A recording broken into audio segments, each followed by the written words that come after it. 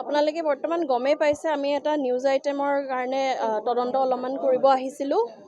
মানুহখিনিকতো আমি পঠালোঁ ডিষ্ট্ৰিক্ট হস্পিটেললৈ তাৰ পাছত কিছু তথ্য আমি সংগ্ৰহ কৰিবলৈ পালোঁ যে এই দোকানখন মানে ফাৰ্মেচিখনৰ পৰা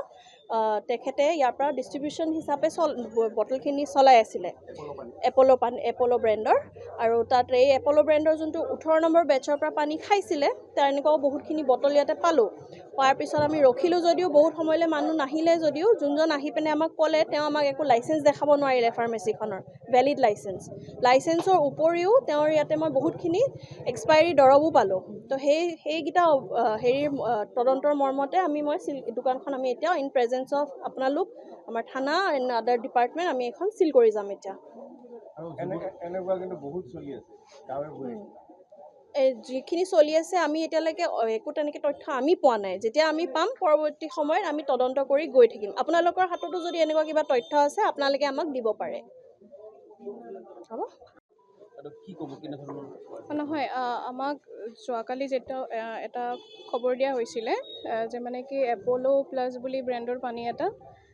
কনজিউম কৰি পেলাই তেওঁৰ ফুড পয়জনিঙৰ নিচিনা কিবা এটা হোৱা বুলি জনাইছিলে আমি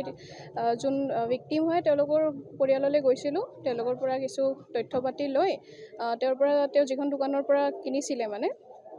তেওঁলোকে গৈছিলোঁ এতিয়া তেওঁৰ দোকানত মানে আমি সেই ষ্টকখিনি নাপালোঁ যিটো ব্ৰেণ্ডৰ পানী আছিলে মেনুফেকচাৰিং ইউনিটটো আপোনাৰ বজালী জিলাৰ হয় তো এতিয়া কথাটো হ'ল কি তেওঁ যোনখন দোকানৰ পৰা কিনিছিলে মানে যোনে তেওঁৰ তাত মানে যিটো চেলিং পইণ্ট হয় এতিয়া তেওঁৰ ডিষ্ট্ৰিক্টখন বাক্সা ডিষ্ট্ৰিক্ট পৰে তো এতিয়া এটা জইণ্ট ইনস্পেকশ্যন আছিলে যিহেতু চাৰ্কেল অফিচাৰ বাইদেউ আৰু আমি DIC জেনেৰেল মেনেজাৰ আৰু আৰক্ষী বিষয়া সকলোখিনি আছিলে ইয়াতে আহিলোঁ ইয়াতে আহি তেওঁ বিশেষ এনেকুৱা তথ্য পাতি দিব পৰা নাই তেওঁৰ একচুৱেলি এইখন এখন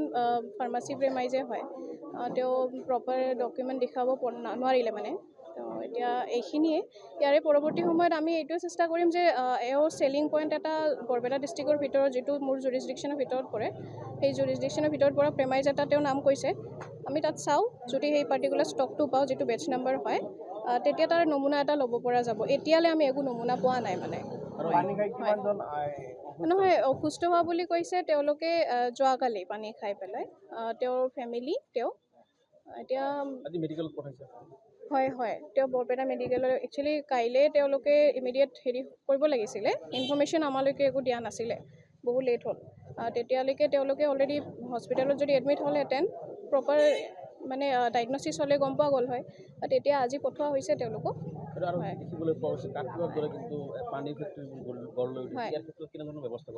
আমাৰ ইনফৰ্মেশ্যনত যিবিলাক ইলিগেলি চলা মেনুফেকচাৰিং ইউনিট আছে আমি তাৰ তদন্ত চলাই আছোঁ যিবিলাক প্ৰেমাইজত নাই তেওঁলোকলৈ আমি ন'টিছো কৰি আছোঁ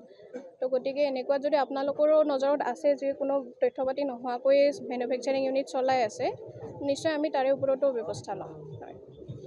যিকোনো খবৰৰ বাবে যোগাযোগ কৰক 9181 307 221 আমাৰ এই নম্বৰত।